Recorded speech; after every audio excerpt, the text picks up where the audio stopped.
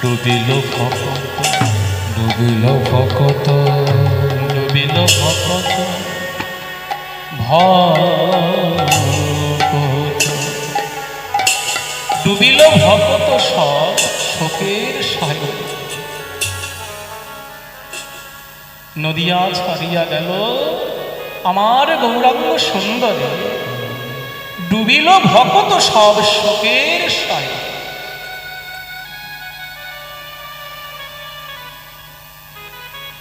এই যে নদিয়া ছেড়ে আজ মহাপ্রভু চলে যাচ্ছে, বিরহের লীলা, তাই তো? বিরহের বাসর। হরি সংকীর্তন এমন একটা জিনিস যার মধ্যে দুটি রসই কিন্তু খুব গুরুতরভাবে, একদম পুঙ্খানুপুঙ্খভাবে বর্ণনা করা আছে।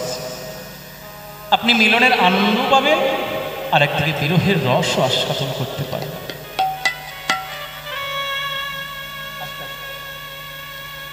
এই যে বিরহের রস আস্বাদন করবার জন্য যে আমরা লীলা আস্বাদন করতে বসেছি। নদিয়া ছেড়ে চললেন আজ আমার গৌরহরি, নদিয়া ছাড়িয়া গেল আমার গৌরাঙ্গ সুন্দরে, ডুবিল ভকত সব শোকের সায়ন। যত নদিয়াবাসী ভক্তগণ ছিল সবাই আজকে শোকের সাগরে ডুবে গেছে। এই যে বৈরাগ্য, এই যে বৈরাগ্য, মহাপ্রভু সন্ন্যাস নিয়ে চলে যাচ্ছেন মানে কি?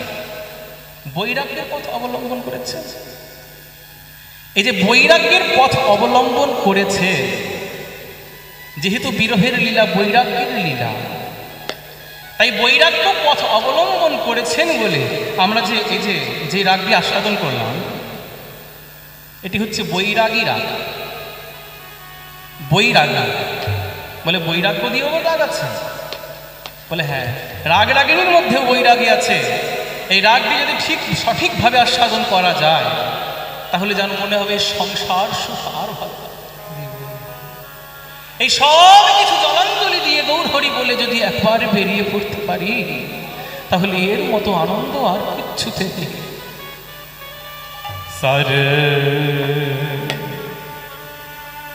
নি রে সা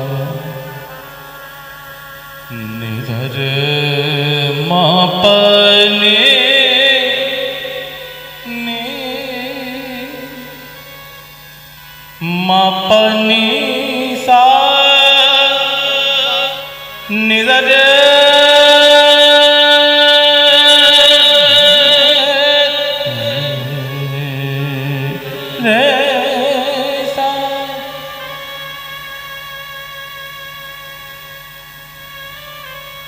पानी सारे पानी सा डूबिल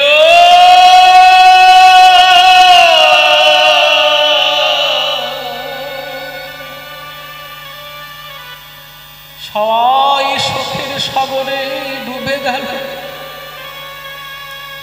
আমাদের বাংলার ভগবান শ্রী গৌরহরি আমাদের নদিয়া ছেড়ে যখন চলে গেল, নদিয়া ছেড়ে যখন চলে গেল, দেখো দেখো শোকের সিন্ধু মাঝে সবে ডুবে গেল, সবে ডুবে গেল। বৈরাগ্য মানে বৈরাগ্য কয় রকমের? বলে বৈরাগ্য আছে, অনেক রকমের আছে, একাধিক বৈরাগ্য আছে, কিন্তু আমাদের মধ্যে দুই রকমের বৈরাগ্য বিরাজমান। এই কলির জীবের মধ্যে, অর্থাৎ 90% মানুষের মধ্যে, সাধারণ মানুষের মধ্যে দুই রকমের বৈরাগ্য বিরাজমান। কি কি বৈরাগ্য? একটা হচ্ছে মর্কট বৈরাগ্য, আর একটা হচ্ছে একটা মর্কট বৈরাগ্য। মর্কট বৈরাগ্য কাকে বলে? বলে মর্কট বৈরাগ্য হচ্ছে, এই ধরুন হনুমান, হনুমান মাছ খায় না, মাংস খায় না, ডিম খায় না, তাহলে হনুমান নিরামিষ খায়? হনুমানের এত বৈরাগ্য, বস্ত্র পরিধানও করেন না, সব কিছু ত্যাগ করেছে। কিন্তু এই কদলীর বাগান দেখলেই হনুমানের তখন জীব লকপক লকপক করে ওঠে। মানে কলার বাগান দেখলেই হনুমান তখন ছুটে যায়, অর্থাৎ কলার লোভটি কিন্তু ছাড়তে পারে। বলে এমন বৈরাগ্য আমাদের মধ্যে আছে, এই মাছ মাংস ডিম পোশাক আশাক সব পরিত্যাগ করেছি, কিন্তু রমণী দেখলেই আমাদের মনটা গলে যায়, কামিনী কাঞ্চন দেখলেই আমাদের মনটা গলে যায়। বলে এমন বৈরাগ্যের নাম হচ্ছে মর্কট বৈরাগ্য, বাঁদরের মতো বৈরাগ্য।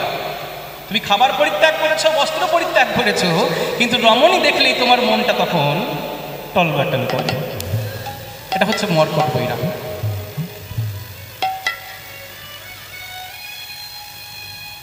আর একটা বৈরাগ্য হচ্ছে শ্মশান বৈরাগ্য। কি? শ্মশান বৈরাগ্য। দেখবেন মৃতদেহ নিয়ে যখন আমরা শ্মশানে যাই, ওই শ্মশানে যখন চিতায় দাউ দাউ করে সেই মৃতদেহটি জ্বলে পুড়ে ছাই হয়ে যায়, দেখে আমাদের মনে হয় আহারে ওই দেখো শ্মশানে সব অহংকার জ্বলে পুড়ে ছাই হয়ে যাচ্ছে। হ্যাঁ, সংসারের কোনো অহংকার কি করে কোনো লাভ আছে? এই দেখো চিতার মধ্যে সব ছাই হয়ে যাচ্ছে। ওই যতক্ষণ আমরা ওই শ্মশানে চিতার কাছে বসে রইলাম, ততক্ষণ আমাদের মধ্যে একটা বৈরাগ্য সৃষ্টি হল। কিন্তু যখনই বাড়ি ফিরে এলাম, ওই বাড়ি ফিরে আসার পরই কিন্তু আবার আমরা মোবাইলও ঘাঁটছি, টিভিও দেখছি,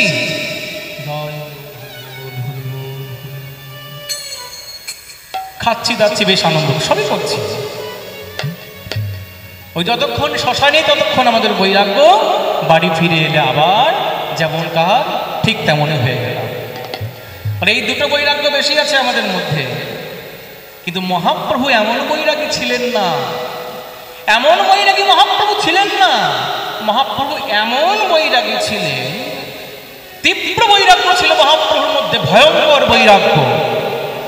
এমন বৈরাগ্য মহাপ্রভুর মধ্যে, এমন বৈরাগ্য ছিল যে মহাপ্রভু কোনো রাজার মুখ দর্শন পর্যন্ত করতেন না। কারণ মহাপ্রভু ভালো করে জানতেন, যদি কোনো রাজার মুখ দর্শন করি একবার, যদি সেই বিষয়ের চিন্তা ভাবনা চলে আসে, তাহলে আমার সন্ন্যাস নেওয়াটা বৃথা হয়ে যাবে। শুধু তাই নয়, আরো একটা কথা বলি।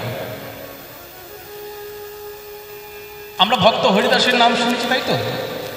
বলে ভক্ত হরিদাস, ছোট হরিদাস বলে কিন্তু আরো একজন হরিদাস ছিলেন। ছোট হরিদাস নামক আরো একজন ভক্ত ছিলেন, মহাপ্রভুর ভক্ত। তিনি করেছেন কি, মহাপ্রভুর জন্য তণ্ডুল ভিক্ষা করতে গেছেন। আর সেই ভিক্ষা করেছেন এক যুবতী রমণীর কাছ থেকে ভিক্ষা করেছেন। যেই না যুবতী রমণীর কাছ থেকে ভিক্ষা করে ওই তণ্ডুল এনে মহাপ্রভুকে দিয়েছেন, মহাপ্রভু বলছে এই তণ্ডুল আমি গ্রহণ করব না। কেন? আমি তো ভিক্ষা করে এনেছি। বলে না, তুমি কি জানো না? তুমি দূর হয়ে যাও, আজ হতে আমি তোমার মুখ দর্শন পর্যন্ত করব না। কেন প্রভু, আমি কি অপরাধ করলাম?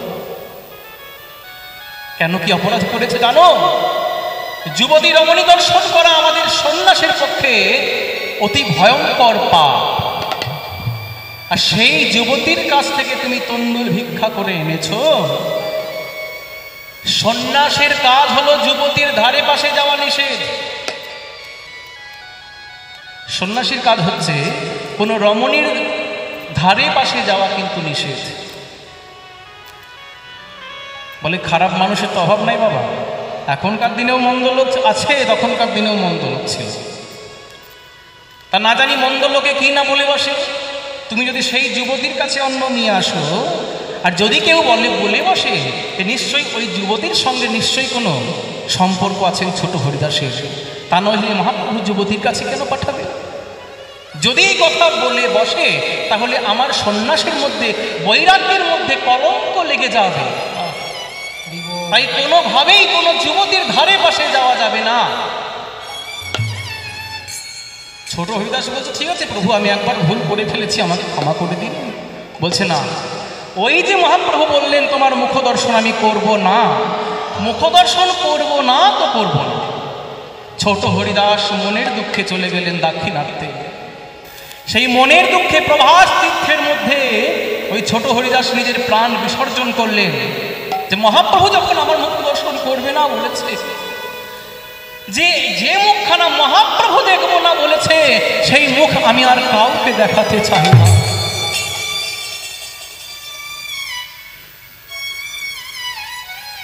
পরবর্তীকালে পুরীধামে থাকাকালীন মহাপ্রভু খবর পেলেন যে ছোট হরিদাস নাকি মৃত্যুবরণ করেছেন মনের দুঃখে।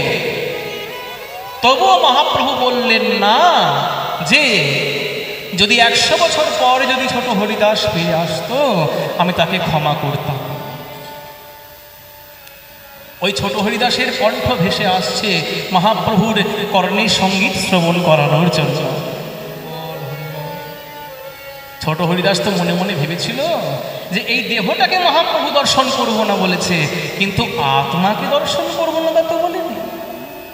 আর যেই না প্রেত একটা অলৌকিক কথা বলেছে, ওই ছোট হরিদাস যে আত্মহত্যা করলো, মহাপ্রভুর মুখ দর্শন করবে না বলেছেন বলে ছোট হরিদাস যে আত্মহত্যা করলো, সে আত্মহত্যা করার পর কয়েক বছর পর পুরী ধামে যখন মহাপ্রভু ভক্তগণের সঙ্গে হরি সংকীর্তনে মেতে আছেন, এমন সময় দূর হতে ছোট হরিদাসের কণ্ঠ ভেসে আসছে।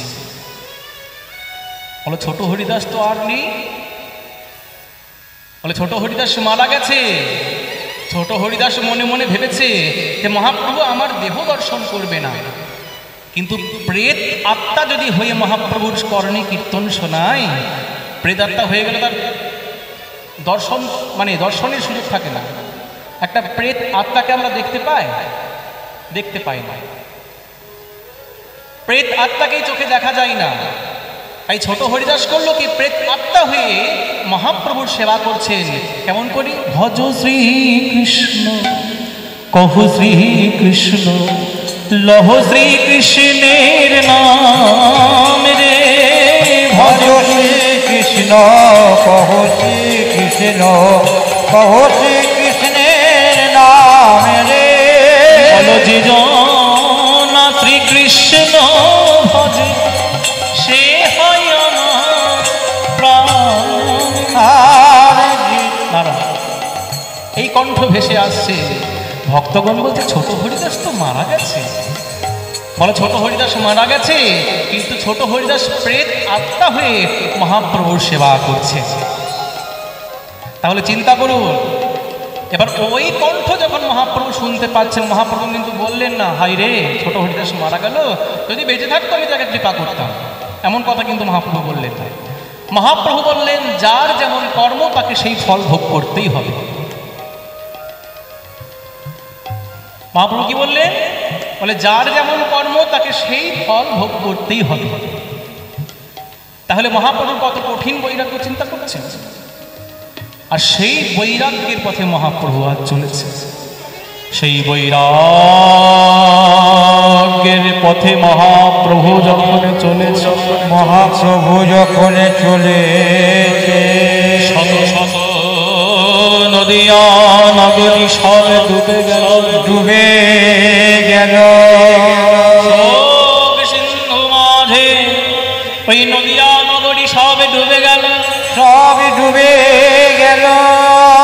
বলে সবাই কাঁদছে, সারা নদিয়াবাসী কাঁদছে, সারা বাংলাবাসী কাঁদছে, কিন্তু সবার কান্নার মাঝেও একজনের কান্নার বৈশিষ্ট্য কিন্তু একটু অন্যরকম।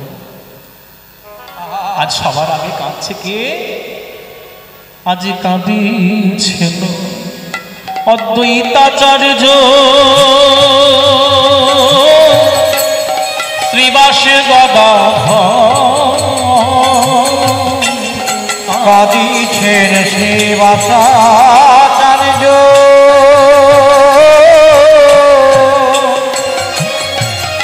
আমার শ্রীবাস গদাধর।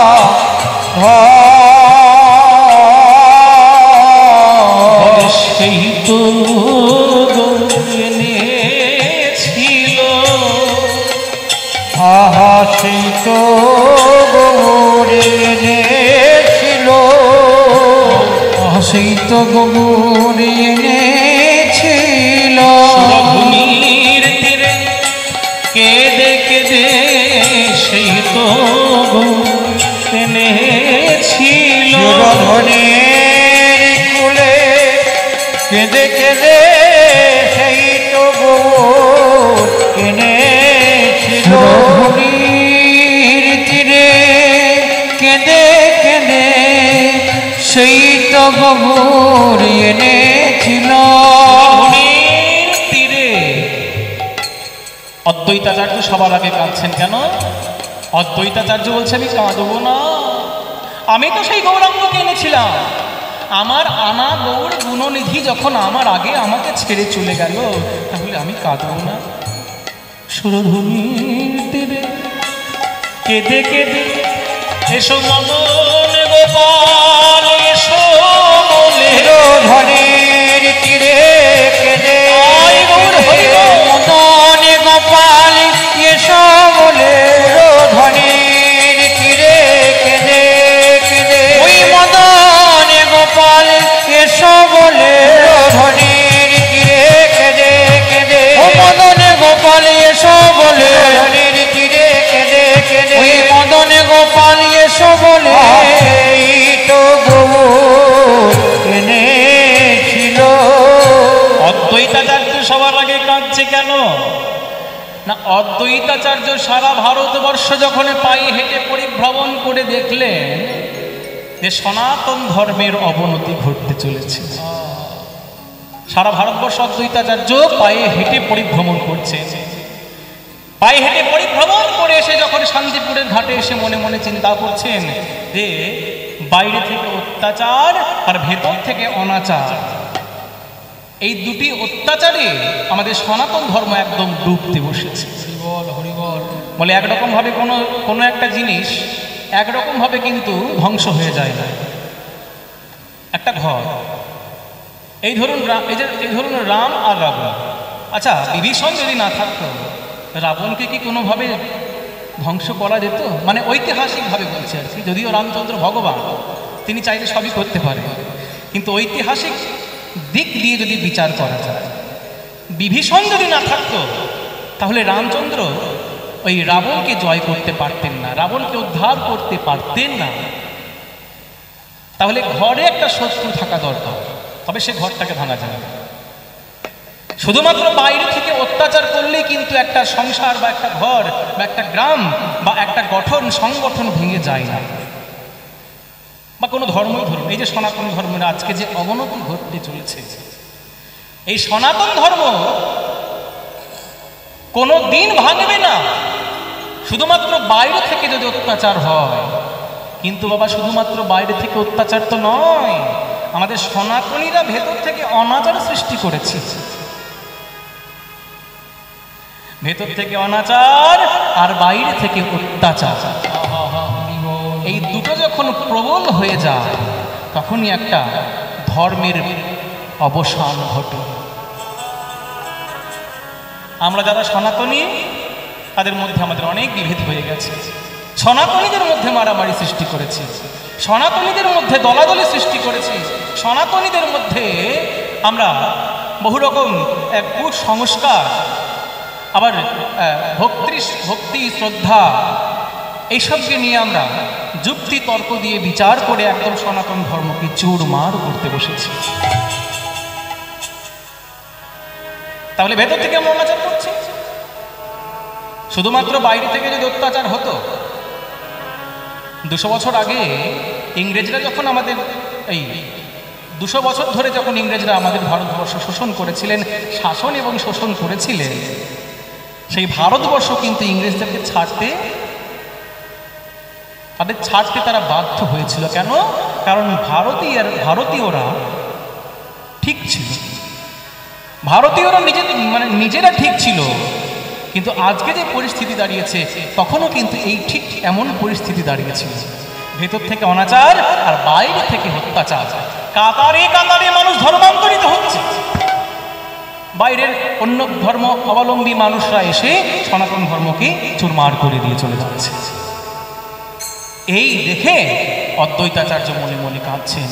আর শান্তিপুরের ঘাটে এসে এক গলা গঙ্গা জলে দাঁড়িয়ে দাঁড়িয়ে, গঙ্গা জলে দাঁড়িয়ে দাঁড়িয়ে একটি তুলসী পত্র নয়নে জল ভেসে ভেসে, নয়নের জলে ভেসে ভেসে, একটি তুলসী পত্রের মধ্যে চন্দন মাখিয়ে আর সঙ্গে নয়নের জল দিয়ে ওই গঙ্গা জলের মধ্যে ভাসিয়ে দিলে, ভাসিয়ে দিলে। यदा यदा हि धर्मस्य ग्लानिर्भवति भारत, भवति भारत अभ्युत्थानमधर्मस्य, अधर्मस्य तदतमनामे सृजाम्यहम्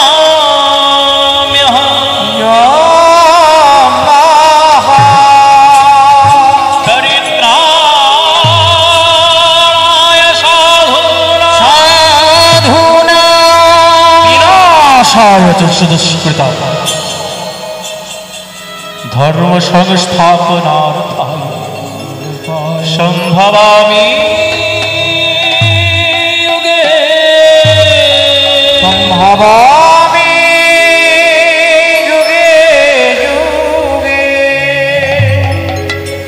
তুমি যে বলেছিলে প্রভু, এসো মদন গোপাল, তুমি যে বলেছিলে यदा यदा हि धर्मस्य ग्लानिर्भवति भारत, यदा यदा हि যখন যখনই, यदा यदा हि धर्मस्य মানে ধর্মস্য মানে ধর্মের, গ্লানি ধর্মের মধ্যে যখন গ্লানি নেমে আসবে তখন আমি নিজেকে সৃজন করব। যখন যখনই यदा यदा हि যখন যখনই, यदा यदा हि धर्मस्य ग्लानिर्भवति भारत, হে ভারতবংশী অর্জুন, এখানে ভারত মানে কিন্তু ইন্ডিয়া নয়,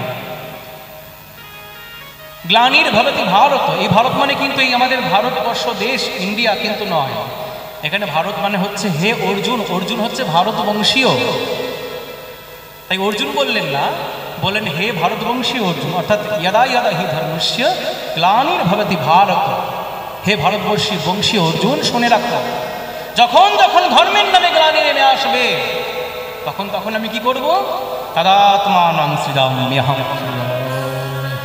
সৃজামি মানে নতুন করে সৃজন করা, সৃষ্টি করা, অহম মানে আমি, নতুন করে আমি নিজেকে সৃষ্টি করব, তদাত্মানং মানে তখন আমি আমার আত্মাকে, আমি নিজেকে নতুন করে সৃষ্টি করব, তদাত্মানং সৃজাম্যহম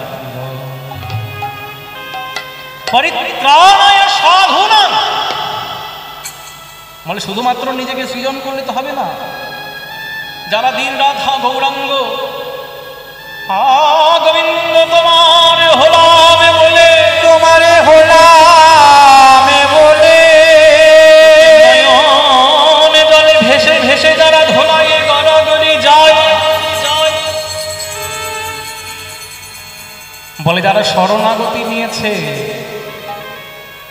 যারা শরণাগতি নিয়েছে, যারা বিশ্বাস করেছে যে আমি ছাড়া কিচ্ছু নেই, একমাত্র পারলে তাদেরকে আমি রক্ষা করতে পারি, তাহলে তাদেরকে তো আমাকে রক্ষা করতে হবে। তাই কি বলছেন, পরিত্রাণায় সাধুনা, যে সাধুদের উপর অত্যাচার হচ্ছে তাদেরকে আমি পরিত্রাণ করব। আচ্ছা, প্রথমে বলল ধর্মের নামে যদি গ্লানি নেমে আসে তবেই কিন্তু ভগবান নেমে আসবে, তাহলে ধর্মের গ্লানি কখন নেমে আসে,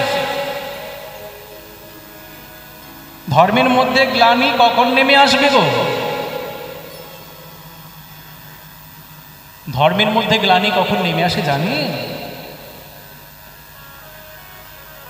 বলে মানুষের ধর্ম বজায় রাখতে গেলে, যেমন চুম্বকের ধর্ম চুম্বকত্ব, একটা লোহাকে আকর্ষণ করা চুম্বকের কাজ, সেটা তার ধর্ম। একটা বায়ুর কাজ বায়বীয়ত্ব ধর্ম, অর্থাৎ বায়বীয়ত্ব ধর্ম বজায় রাখা। তরলের কাজ তরলত্ব বজায় রাখা। অর্থাৎ উঁচু থেকে নিচের দিকে গড়িয়ে যাওয়া। প্রত্যেকটা জিনিসের যেমন নিজ নিজ ধর্ম আছে, তেমন মানুষেরও কিন্তু একটা নির্দিষ্ট নিজ ধর্ম আছে। আমরা 99% মানুষ জানি না যে আমাদের নিজের ধর্মটা কি। আমাদের ধর্ম মানেই ওই মর্কট বৈরাগ্য, শ্মশান বৈরাগ্য নয়। ওপরে ওপরে হরিনাম সংকীর্তন করলাম আর ভেতরে আমার কামনাই বাসনাই ভরপুর, ওটা কিন্তু বৈরাগ্য নয়। তাহলে ধর্ম কাকে বলে? 5টি ঋণ শোধ করতে হয় আমাদের ধর্ম রক্ষা করার জন্য। আমাদের ধর্মকে রক্ষা করতে গেলে 5টি ঋণ শোধ করতে হবে। জন্মের পর থেকে আমরা 5টি ঋণে জরাজীর্ণ হয়ে যাই। আমরা যখন জন্ম নিয়েছি তখনই 5টা ঋণে আমরা ঋণী হয়ে গেছি। এই 5টি ঋণ যদি আমরা শোধ করতে পারি তবেই আমাদের মনুষ্য ধর্ম আমাদের সার্থক হবে, তাছাড়া নয়। হরিবল হরিবল। কি 5টি ধর্ম কি? প্রথম ধর্ম হচ্ছে পিতৃ ঋণ, মানে প্রথম ঋণ।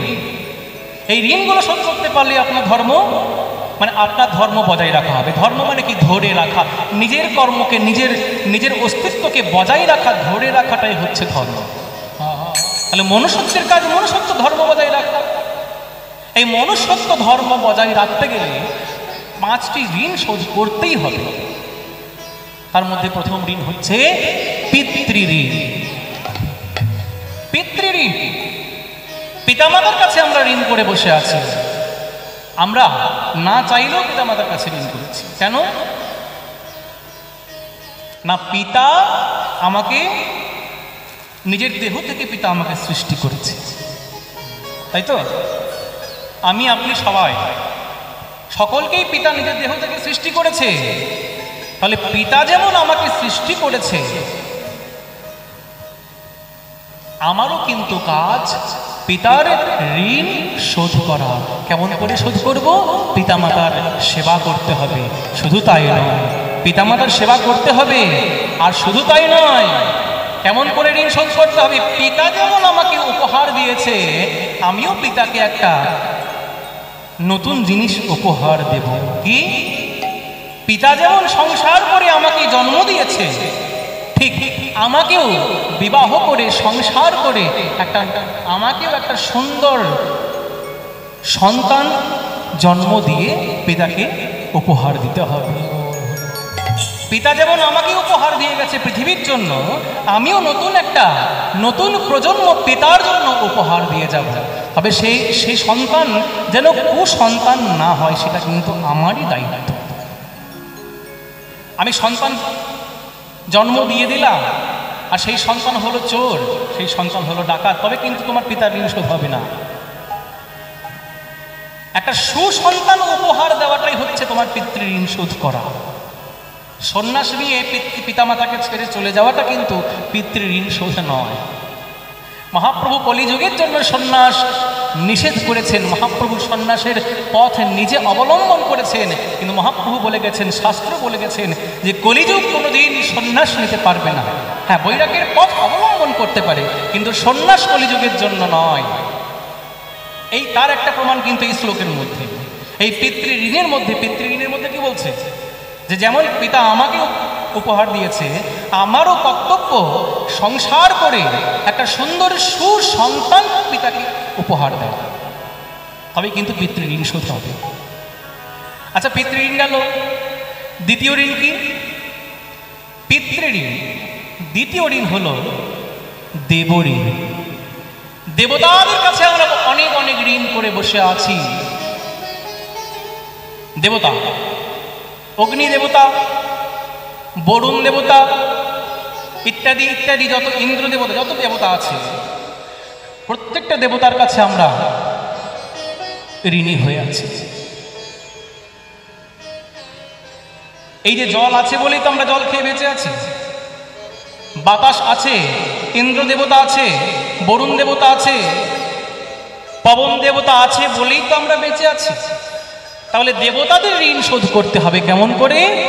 ওই যে জলটা খেয়ে আমরা বেঁচে আছি, যে বাতাসের মধ্যে অক্সিজেন নিয়ে আমরা বেঁচে আছি, যে গাছ থেকে অক্সিজেন নিয়ে আমরা বেঁচে আছি, সেই পৃথিবীর সুন্দর সুন্দর সেই পরিবেশটাকে যেন সুন্দরভাবে রাখতে পারি, রক্ষা করতে পারি, এটাও কিন্তু আমাদের একটা ঋণ, এটাও কিন্তু আমাদের একটা দায়িত্ব। হরি বল, হরি বল, হরি বল। আমি এমন কিছু কাজ করলাম তাই এই পৃথিবীর বায়ুকে একদম দূষণ করে ছেড়ে দিলাম, তাহলে কিন্তু ওটা কিন্তু দেবতার ঋণ শোধ হলো না।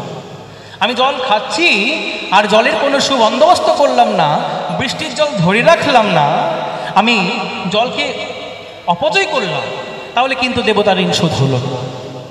আমি অক্সিজেন নিয়ে বেঁচে আছি আর আমি 10টা গাছ কেটে দিলাম কিন্তু 5টা গাছ লাগালাম না, তাহলে কিন্তু আমি দেবতার ঋণ শোধ করতে পারলাম। বলে দেবতার ঋণ শোধ করতে হবে। যেমন তুমি গাছ থেকে অক্সিজেন নিয়ে বেঁচে আছো, তেমন তুমি 10টা গাছ কাটলে তোমাকে 20টা গাছ লাগিয়ে দিতে হবে। যে জল খেয়ে তুমি বেঁচে আছো সেই জলটা যেন আরো ভালো থাকে তার একটা ব্যবস্থা তোমাকে করে যেতে হবে। এইগুলো হচ্ছে দেবতার ঋণ। আরো একটা দেবতার ঋণ আছে। দেবতাদের জন্য যদি কিছু করতে পারো তাহলে বেদের মধ্যে যেসব মন্ত্র আছে, যদি কখনো সম্ভব হয়, গুরু কৃপা যদি লাভ হয়, গুরুদেবের কাছে গিয়ে সেই বেদের মন্ত্র উচ্চারণ করে সেই দেবতার ঋণ শোধ করতে যদি পারো তাহলে চেষ্টা করো। এই হলো দেবঋণ। এরপরে হচ্ছে ঋষি ঋণ। ঋষি মুনিদের কাছে আমরা ঋণ করে বসে আছি।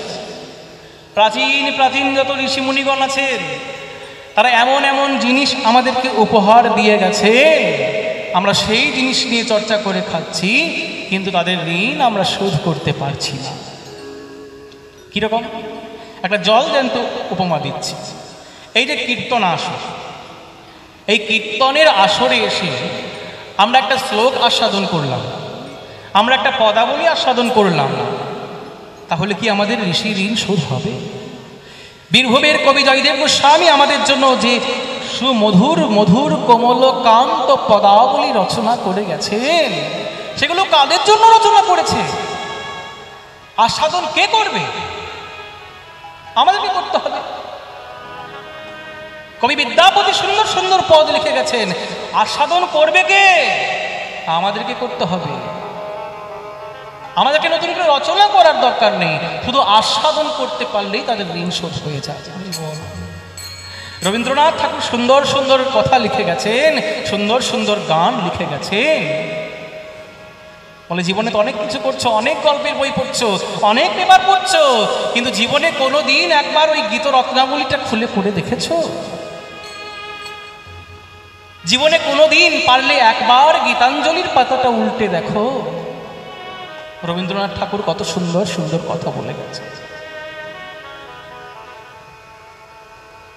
যদি আমরা ভাগবত পাঠ আস্বাদন করতে পারি, যদি আমরা শ্রীমদ্ ভগবদ গীতা আস্বাদন করতে পারি, যদি আমরা বৈষ্ণব পদাবলী আস্বাদন করতে পারি, মহাজনী বড় বড় তাল রাগ রাগিনী আস্বাদন করতে পারি, যদি আমরা গীতাঞ্জলি আস্বাদন করতে পারি, রবীন্দ্রনাথের গান আস্বাদন করতে পারি, তবেই আমাদের ঋষি ঋণ শোধ হবে, তা নইলে নয়।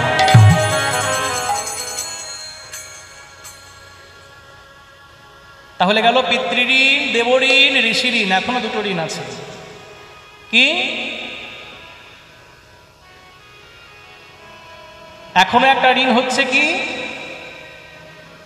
ভূত ঋণ। বলি বাবা, ভূতের কাছে আবার কি ঋণ করেছি? ভূতের কাছে ঋণ করে বসে আছি আমরা। বলে এ ভূত সে ভূত নয়, প্রেত আত্মাজনিত ভূত নয়। ভূত মানে হচ্ছে এই যে পঞ্চভূত, যে পঞ্চভূত দিয়ে আমাদের দেহ তৈরি, ক্ষিতি অপ তেজ মরুত বোম, এই পঞ্চভূতের কথা বলা হচ্ছে। আর কি? বিভিন্ন আত্মার কাছে আমরা ঋণ করে বসে আছি। ভূত ঋণ মানে হচ্ছে এই যে ধরুন, আমি যে রাত্রি 12টা 1টার সময় বিছানার মধ্যে সুখে নিদ্রিত হয়ে আছি, আর পাড়ার মধ্যে যদি একটা চোর ঢোকে, বলে সবার আগে চোরটাকে কে তাড়াবে? আমরা এসি ঘরে শুয়ে শুয়ে ঘুমাচ্ছি, আর সেই সময় গভীর নিদ্রার সময় যদি পাড়ার মধ্যে একটা চোর ঢোকে, তাহলে সবার আগে ওই দেখো, ঠিক আছে, সবার আগে চোরটাকে কে তাড়াবে? বলুন, কে তাড়াবে? কুকুর তাড়াবে, কিন্তু সবার আগে কিন্তু কুকুরই তাড়াবে। কুকুর কিন্তু বিচার করবে না যে এই বাড়ির লোকটা আমাকে কোনোদিন এক হাতা ভাত খেতে দেয়নি, এক হাতা অন্ন দেয়নি, আমি এর জন্য এর হয়ে কোনো চোর আগলে দেব না, এর ঘরে চোর ঢুকে যায়। এমন কাজ কিন্তু কুকুর কোনোদিন করবে না। মানুষ করবে, কিন্তু কুকুর কোনোদিন করবে না। তাহলে যে কুকুরটাকে আপনি কোনোদিন কুকুরটার সেবা করলেন না, যে কুকুরটা আপনার অনুষ্ঠানের সময় কুকুরটা যখন এই প্যান্ডেলের ফাঁক দিয়ে ঢুকে যখন মিঠু খাচ্ছিল, তখন যে আপনি গরম মাঠটা হেঁটে দিলেন যে কুকুরটাকে, সেই কুকুরটাই কিন্তু রাত্রিবেলায় জেগে আপনার ঘরে চোর ঢুকতে বাধা দেবে। সেই কুকুরটায়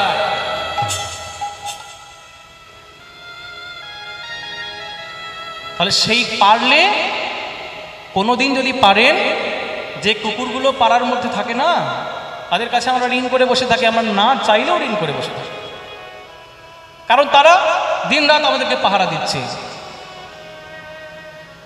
তাহলে পারলে কি করতে হবে? যদি কোনোদিন পারা যায়, তাহলে সেই কুকুরটাকে এক মুঠো ভাত খাইয়ে দিতে হবে, একটু গায়ে হাত বুলিয়ে আদর করে দিতে হবে। যদি কোনোদিন কুকুরটার কোনো অসুস্থ হয়ে পড়ে, পারলে কুকুরটাকে একটু চিকিৎসায় আনতে হবে।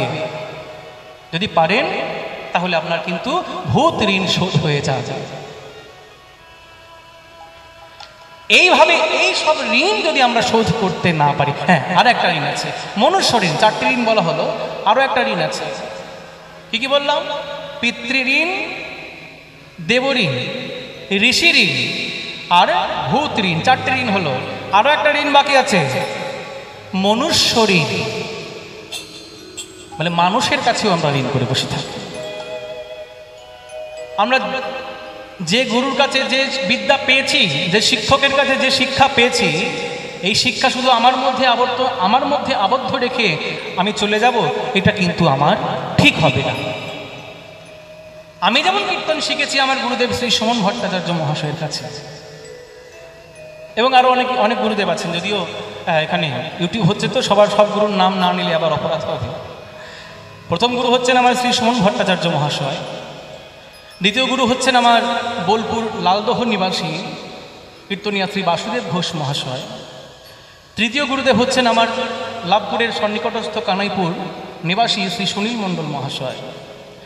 চতুর্থ গুরুদেব হচ্ছেন আমার কীর্তন জগতের একজন বিশিষ্ট সহশিল্পী, যিনি এই জায়গায় বসে থাকলে আমাদের বুকটা দর দর করে কাঁপে।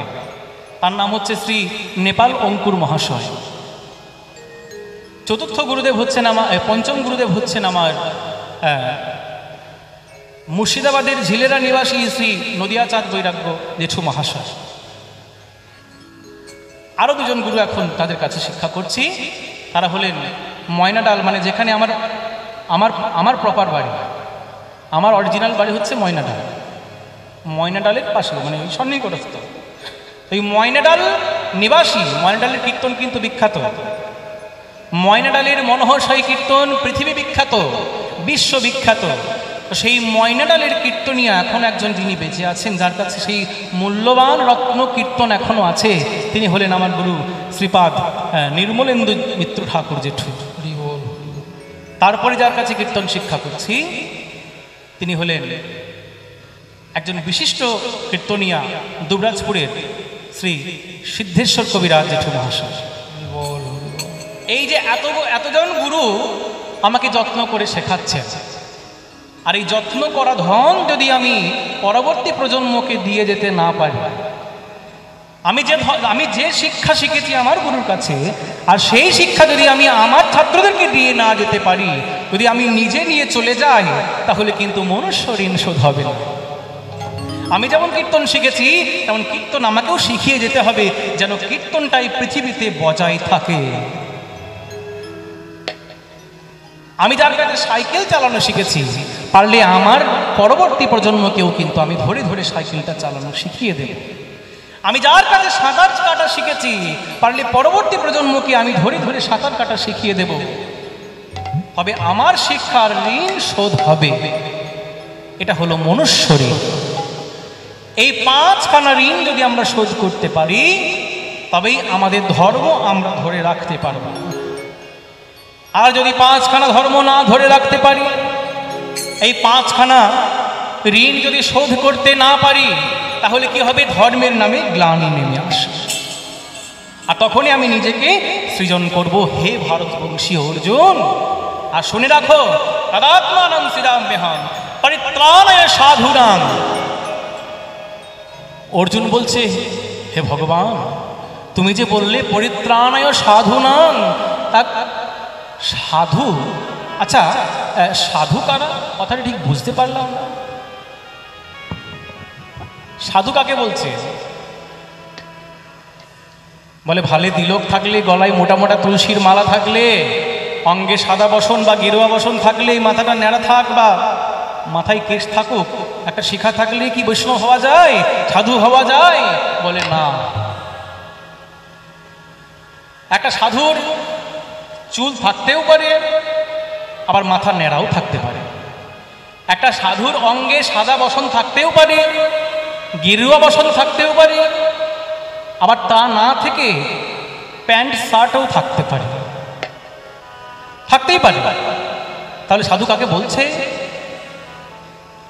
একটা সাধুর চুল এলোমেলো, চুল দাড়ি থাকবে এমন সাধু, বা মাথা ন্যাড়া থাকবে, শিখা থাকবে এমন সাধু কিন্তু নয়। একটা সাধুর চুল সুন্দর করে পরিচ্ছন্ন করে চুলটা আঁচড়ানো থাকতে পারে, তিনিও কিন্তু সাধু হতে পারেন। তাহলে সাধু বলছে কাকে? মানে খুবই সহজ ব্যাপার, সাধনা যে করবে সেই সাধু, সাধনা যে করবে সেই সাধু। চুল রাখলেন, দাড়ি রাখলেন, মোটা মোটা তুলসীর মালা পরলেন, আর আপনি সাধনা কিছু করলেন না, তাহলে কিন্তু সাধু হওয়া যায় না, অন্য কিছু হওয়া যেতে পারে। তাহলে সাধনা কাকে বলে? সাধনা কাকে বলে জানেন? এমন কোনো বিষয় আপনি আবিষ্কার করছেন বা এমন কোনো বস্তুর পিছনে আপনি পরিশ্রম করছেন যেটা আপনারও মঙ্গল আর জগতেরও মঙ্গল। এমন কোনো জিনিসের পিছনে যদি আপনি পরিশ্রম করে যান, সাধনা করে যান, তবে হবেন আপনি সাধু। যারা বিজ্ঞানী দিন রাত সেই সমুদ্রের তীরে দাঁড়িয়ে দাঁড়িয়ে সমুদ্রের গতি নির্ণয় করছে, কখন ঝড় উঠবে। বউ বাচ্চার মা মুখ ভুলে গেছে, বউ বাচ্চা মায়ের মুখ ভুলে গেছে, দিন রাত শুধু ওই সমুদ্রের গতি নির্ণয় করছে। তাহলে তারাও কিন্তু একজন সাধু। আবার এসব না করে বৃন্দাবন রাধাকুণ্ডে যারা ধুলাই গড়াগড়ি যে দিন রাত শুধু রাধে রাধে রাধে বলে দুই অশ্রু জলে ঝরে পড়ছে, তারাও কিন্তু সাধু। যেমন বৈজ্ঞানিক চর্চা করলে জগতের মঙ্গল হয়, তেমনি রাধা নামের চর্চা করলে নিজেরও মঙ্গল আবার জগতেরও মঙ্গল হয়। তাহলে তারা কিন্তু সাধু। এই যে যারা শ্রীখোল বাজাচ্ছে, এই শ্রীখোল বাজানোর জন্য তারা অনেক পরিশ্রম করে শিখেছে। এই যে পরিশ্রম করেছেন, দিন রাত শ্রীখোলটাকে নিয়ে পড়েছিলেন, হাতের মধ্যে কড়া পড়ে গেছে, তবুও তারা ছাড়েনি শ্রীখোল। এটা হচ্ছে সাধনা, আর তারাই হচ্ছে সাধু।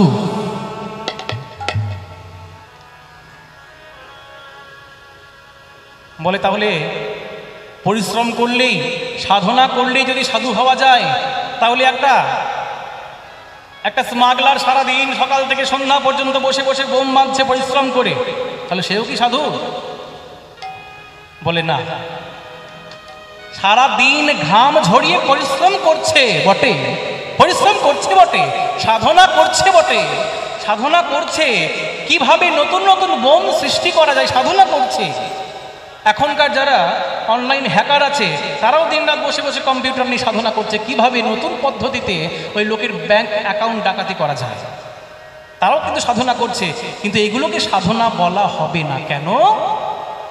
আর যে কাজ করলে আপনার নিজেরও অমঙ্গল, জনগণেরও অমঙ্গল, সেটা কখনোই সাধনা হতে পারে না। আপনি এমন কোনো কাজ করবেন যে কাজে নিজের মঙ্গল, অপরের মঙ্গল, জনগণের মঙ্গল, সেটাই সাধনা। আর এমন সাধনা যদি করে, সবই হবে সে সাধু। তাই এমন সাধুদের পরিত্রাণ করার জন্য আমি নেমে আসব, আমি নেমে আসব। আর কি করব? বিনাশায় চতুষ্কৃত, বলে শুধুমাত্র সাধুদের পরিত্রাণ করব, আর যারা দুষ্কৃতী আছে তাদেরকে তুলে তুলে বেছে বেছে যদি না ফেলে দিই তাহলে আবার তো নোংরাই ভরে যাবে পৃথিবীটা। তাহলে দুষ্কৃতীদের বিনাশ করতে হবে, সাধুদের পরিত্রাণ আর দুষ্কৃতীদের বিনাশ করার জন্য আমি অবতীর্ণ হব। তুমি যে বলেছিলে প্রভু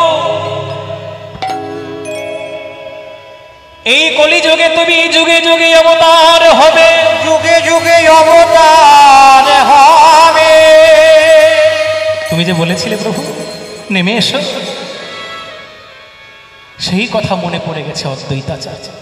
অদ্বৈতাচার্য নয়ন জলে ভেসে ভেসে চন্দন মাখিয়ে তুলসী পাতার মধ্যে গঙ্গা জলের মধ্যে দিয়ে জোর হাত ধরে রেখে রেখে বলছে, এক গলা গঙ্গা চলে দাঁড়িয়ে দাঁড়িয়ে, এসো মদনে গোপাল, এসো মদনে গোপাল, এসো মদনে গোপাল, এসো এসো এসো, দুষ্কৃতীদের অত্যাচারে পৃথিবী কম্পমান, তুমি যদি নেমে আসো, তাহলে আমরা আর প্রাণে বাঁচব। এই বলে যখন ডাকতে থাকলেন, সেই তুলসী পত্র যখন গঙ্গা জলের মধ্যে ভাসিয়ে দিলেন, দেখা গেল কি স্রোতের বিপরীতে তুলসী পাতা গিয়ে শচী গর্ভ সিন্ধু মাঝে প্রবেশ করে গেল। অদ্বৈতাচার্য বুঝতে পেরেছেন যে এই শচী মাতার গর্ভেই নেমে আসবে আমার সেই কলিযুগের ভগবান। তাই তো অদ্বৈতাচার্য কাঁদছে, আজ কাঁদিছেন অদ্বৈতাচার্য আমার শ্রীবাস গদাধর, কাঁদিছেন দ্বৈতাচার্য শ্রীবাস গদাধর।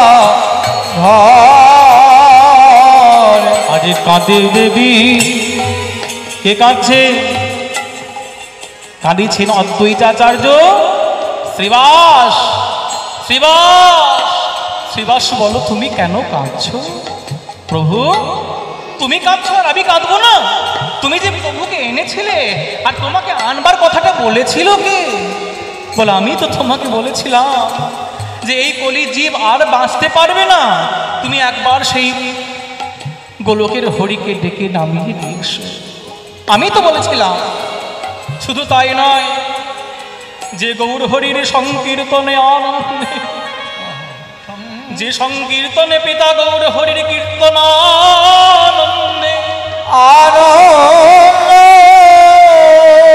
আমি আমার পুত্রের মৃত্যুর শোক যন্ত্রণা ভুলে গেছিলাম।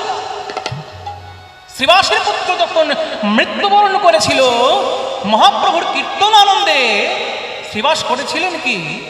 শ্রীবাসের স্ত্রী কাঁদছেন বলে তার পুত্র হারিয়ে গেছে, শ্রীবাসের ঘরে মহাপ্রভু কীর্তন আনন্দে মেতে আছেন, এমন সময় শ্রীবাসের ঘরে শ্রীবাসের পুত্র মৃত্যুবরণ করেছে। ওদিকে শ্রীবাসের স্ত্রী হাও হাও করে কেঁদে উঠবেন, এমন সময় শ্রীবাস করলো কি, মহাপ্রভুর ওই কীর্তন আনন্দে আঘাত হবে বলে শ্রীবাস একটা কাপড়ের পুঁটলি করে ওই স্ত্রীর মুখের মধ্যে গুঁজে দিল। তাহলে চিন্তা করুন, পুত্রের মৃত্যু যন্ত্রণা পর্যন্ত ভুলেছিলেন ওই মহাপ্রভুর মুখের দিকে তাকিয়ে থাকে। আর সেই গৌর হরি আজ নবদ্বীপ ছেড়ে চলে গেছে, আমি কাঁদবো না? বলো বলো। আজ কাঁদিছেন অদ্বৈতাচার্য আমার শ্রীবাস গদাধর, আর কাঁদিছেন দ্বৈতাচার্য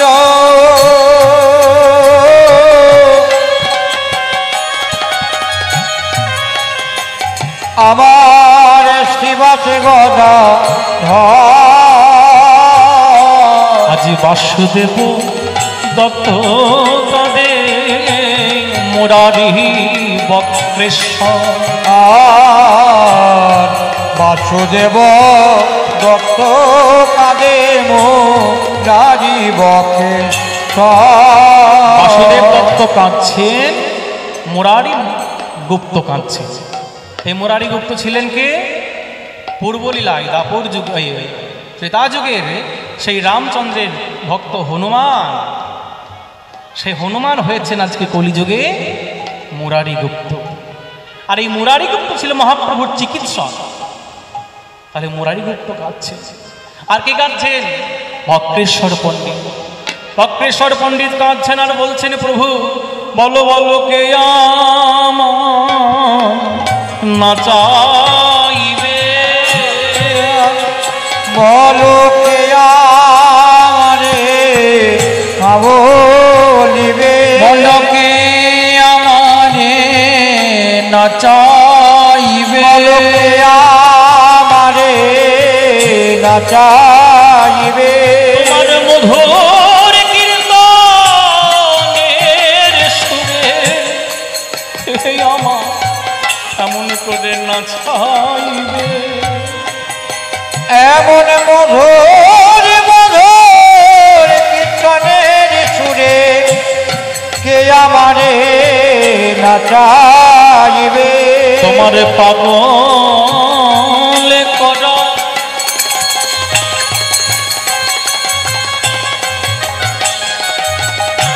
পাগল করা কৃষ্ণ নামের সুরে,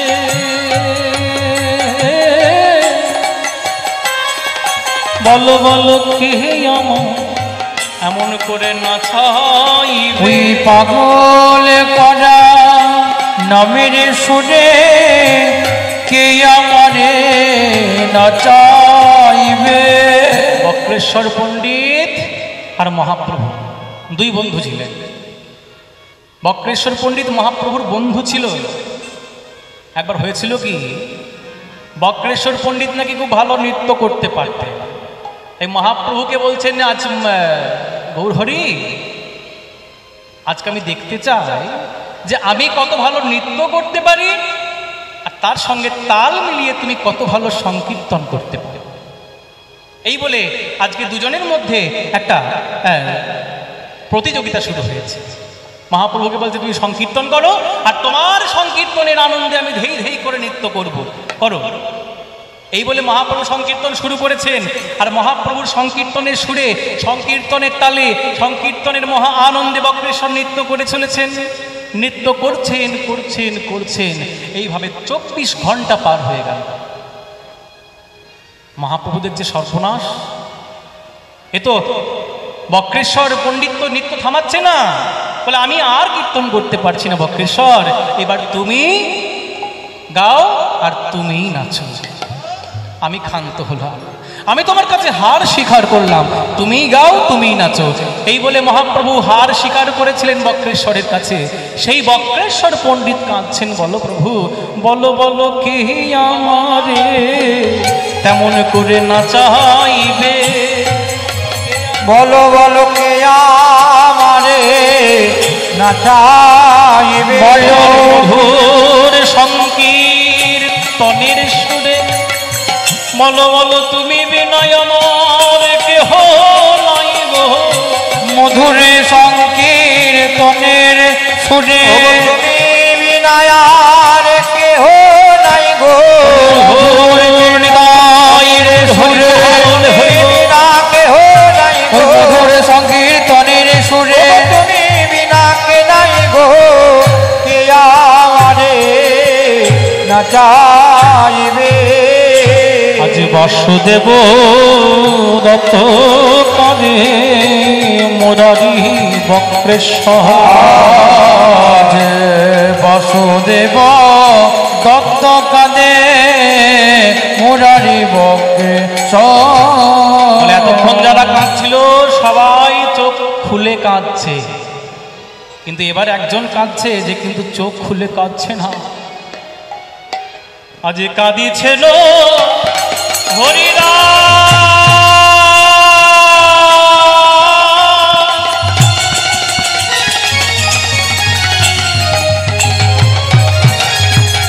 ওহে গৌর হরি, ওহে গৌরে হরি,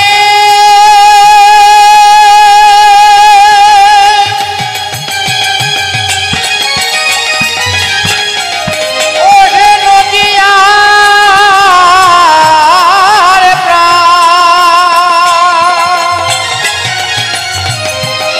এবারে কাঁদিছে না হরি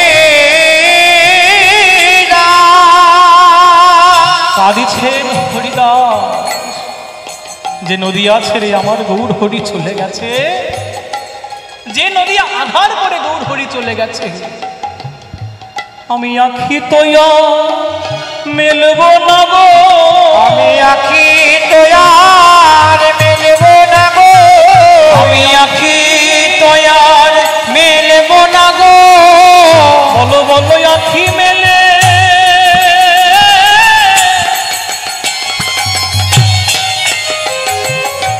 আর কি বা হেরবো, হ্যাঁ? বলো বলো আখি মেলে আমি কি বা হেরবো এই গৌর শূন্য নদীয়াতে। ওই আখি মিলে কি বাহিরব শূন্য নদীয়াতে, ওই আখি মিলে কি বাহিরব গৌর শূন্য নদীয়াতে, আখি মিলে কি বাহিরব গৌর শূন্য নদীয়াতে, ওই আখি মিলে কি বাহিরব আমি আখি তোয়ার মেলব না গো। ভক্ত হরিদাস কাঁদছে, ভক্ত হরিদাস তুই চোখ মুদ্রিত করে কাঁদছেন বলে আমি আঁখি আর মেলব না। যে নদিয়ায় গৌরাঙ্গ রূপী চাঁদ নেই, সে নদিয়া আমি কি দেখবো? আমি আঁখি মিলে চাইব না, আমি চোখ বন্ধ করে কাঁদবো।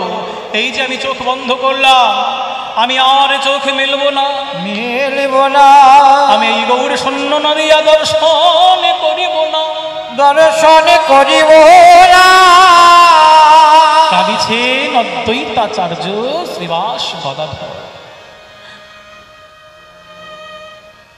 ভক্ত হরিদাস কাঁদছেন, ভক্ত হরিদাস কাঁদছেন, আজ কাঁদিছেন হরিদাস দুই আখি মুদিয়া, দুই আখি মুদিয়া কাঁদে দেবী বিষ্ণু প্রিয়া, আজ কাঁদে নিত্যানন্দ সচি মুখ নিরখিয়া, কাঁদে নিত্যানন্দ শশী মুখ নিরখিয়া। এবার নিত্যানন্দ প্রভু কাঁদছে, নিত্যানন্দ প্রভু কাঁদছে, বলে গৌরাঙ্গ প্রভু সন্ন্যাস নিয়েছেন আর নিত্যানন্দ প্রভু একজন সন্ন্যাস, তাহলে সন্ন্যাসের কাঁদা তো উচিত নয়। আমি কীর্তন করি আর আমার পাড়ার ছেলেটা যদি শ্রীখোল বাজানো শুরু করে দেয়, শ্রীখোল শিক্ষা শুরু করে, তাহলে আমি কি কাঁদবো? আমার তো আনন্দ হবে, বলে আমার দলে এসেছে, আমি কীর্তন করবো আর সে শ্রীখোল বাজাবে। তাহলে নিত্যানন্দ নিজে একজন সন্ন্যাস, আমার মহাপ্রভু সন্ন্যাস হয়েছে, তাহলে নিত্যানন্দের তো কাঁদা উচিত নয়। তবু নিত্যানন্দ কাঁদছে কেন? না ওই যে সচি মায়ের মুখ দর্শন করে কাঁদছে, দর্শন করে কাঁদছে, আর মনে মনে ভাবছেন আমার মাও তো ঠিক এমন ভাবে একদিন কেঁদেছিল, যখন আমি বীরভূমের একচক্রা ধাম থেকে আমি আমার মাতা পদ্মাবতী দেবীকে ছেড়ে এসেছিলাম, তখন আমার মাও তো কেঁদেছিল, যেমন করে আজ আমার সচিরানী কাঁদছে, আজ কাঁদে আমার সচিরানী, কাঁদে আবার শশী ওই যে কাঁদে আমার সচি রানী, হারায়ে গৌর, হারায়ে গৌর গুণমণি, দেখো দেখো কাঁদে আমার সচি রানী, ওগো হারায়ে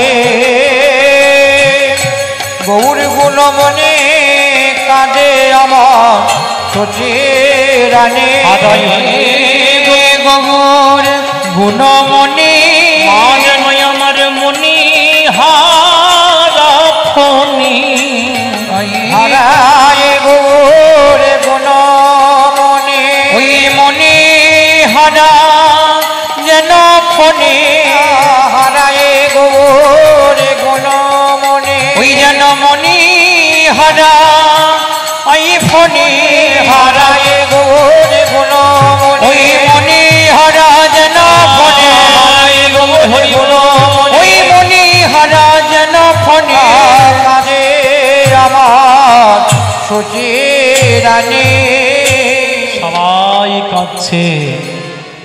বলে এতক্ষণ যারা কাঁদছিল সবাই নিজের লোক কাঁদছিল, এবার পাশের বাড়ির লোকরা কাঁদছে, পাশের প্রতিবেশীর পাড়ার লোকরা কাঁদছে।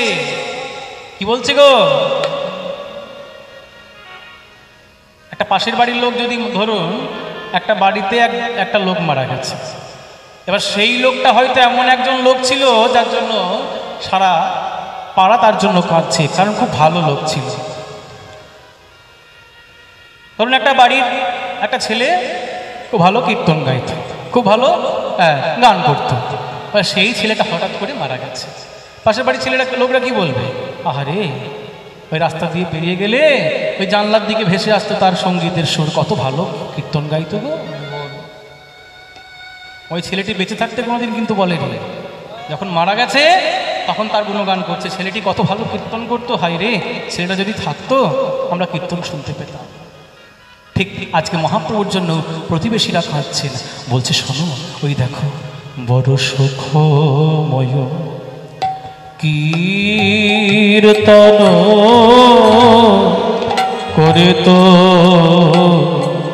নদিয়া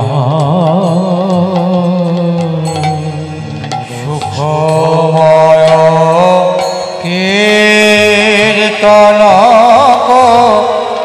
রিতন নদী সমরি সে সবাসু হিয়া যা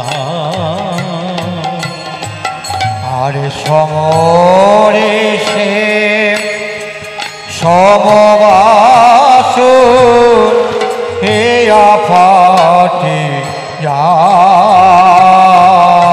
সমরি, সমরি মানে স্মরণ করে, মানে মনে করে সেই গৌরাঙ্গের কথা মনে করছে। আর বাসুদেব ঘোষ কাঁদছে, বলছে বলো বলো, বড় সুখময় মানে আনন্দদায়ক কীর্তন করতেন আমার মহাপ্রভু, যার কীর্তনের আনন্দে ওই ঝাড়খণ্ডের বনের বাঘ নেচেছিলেন দুই হাত তুলে, হিংসা ভুলে গিয়ে। যে চাঁদ কাজী হরিনাম বন্ধ করে দিয়েছিল, সেই মুসলিম ইসলামীয় ধর্মকে, ইসলামের সেই চাঁদ কাজকে জয় করেছিলেন আমার মহাপ্রভু। বলো বলো এখন কীর্তন কে করিবে, বলো এখন কীর্তন কে করিবে, বলো বলো এখন কীর্তন কে করিবে, বলো এখন কীর্তন কে করিবে। সোনার নদী আরো ঘরে ঘরে, সোনার নদী আর দাঁড়ে দাঁড়ে ঘরে ঘরে, বলি লোকের হাতে ধরে আর পায়ে পড়ে, এই নদী আর ঘরে ঘরে, লোকের হাতে ধরে আর পায়ে পড়ে, নদিয়ার প্রতি ঘরে ঘরে, হাতে ধরে আর পায়ে পড়ে, নদিয়ার প্রতি ঘরে ঘরে, ওই হাতে ধরে আর পায়ে পড়ে, নদিয়ার প্রতি ঘরে ঘরে, ওই হাতে ধরে আর পায়ে পড়ে, নদিয়ার প্রতি ঘরে ঘরে, একবার হরি বলো বলে, নদিয়ার ঘরে ঘরে, হরি বলো বলে, নদিয়ার ঘরে ঘরে, হরি বলো বলে, এখন কীর্তন কে শোনাবে, সমরি সে সব বাস হিয়া ফাটি যায় রে, এ এ এ সমবাস হিয়া ফাটি যায় রে, এ সমবাসুর হিয়া ফাটে যায় রে, সমবা হিয়া ফাটি যায় রে সমবাসুর হিয়া ফাটি যায় রে সমবাসুর হিয়া ফাটি যায় রে সমবাসুর হিয়া ফাটি যায় গো মরি মরি সমবাসুর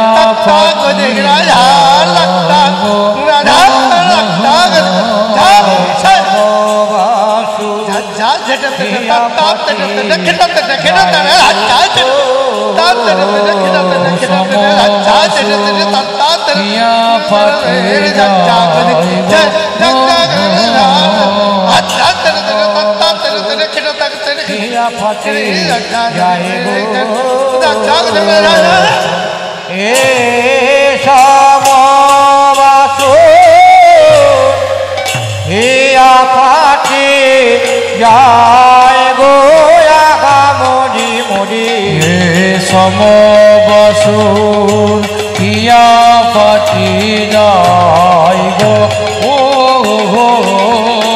সমবাসুর হিয়া ফাটি যায় রে সমবাসুর হিয়া ফাটি যায় গো সমবাসুর হিয়া ফাটি যায় গো সমবাসুর হিয়া ফাটি যায় গো সমবাসুর হিয়া ফাটি যায় গো সমবাসুর হিয়া ফাটি যায় গো সমবাসুর হিয়া ফাটি যায় গো সমবাসুর হিয়া ফাটি যায় গো সমবাসুর হিয়া ফাটি যায় গো